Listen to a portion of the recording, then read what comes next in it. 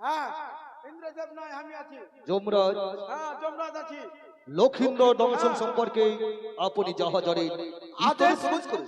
আদেশ করলে বলতে পারি মহাশয়। আদেশ করুন। বলো মহেশ্বর, হাসিস কেন রে? আমি বিচার করছি না। হাসির ওই হ্যাঁ, না। ছেলে খেলো না। যমরাজ, হ্যাঁ, এই দুনিয়ার পাপ করেছে বউ।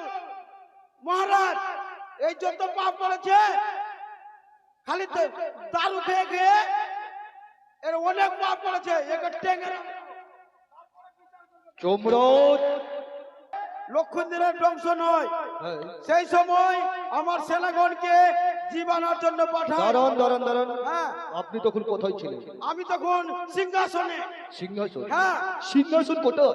মাটির নিচে, মাটির নিচে। মাটির উপরে। ও, তারপর? তো লাফাতে লাফাতে চলে গেল। যাবার সময় বানিয়ার জিপখানিতে বেঁধে নিয়ে আসে চামদড়ি থেকে।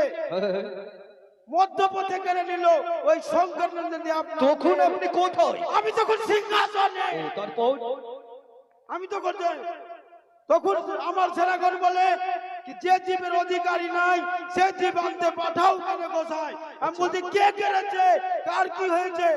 বলছে কি মনসা মধ্যপথে কেটে নিয়েছে। তখন আমার সেনাগণকে হাতিয়ার, বন্দুক, চাকু, বাইঠি একদম। তখন আপনি কোথায়? তখন আমি সিংহাসনে। সিংহাসনটা কোথায় মশাই? মাটির উপরে। মাটির উপরে মানে? হ্যাঁ, যমলোকে? জমলকে। তখন আমি দণ্ড করি সেই জীবের জন্য অধিকার আমার। সেই সময় তো আপনি ছিলেন মহাশয়। পিতাগণ, মহাদেব। বলা মহেশ্বর, মিথ্যা না, মিথ্যে মিথ্যে সত্য মিথ্যে সত্য সত্য।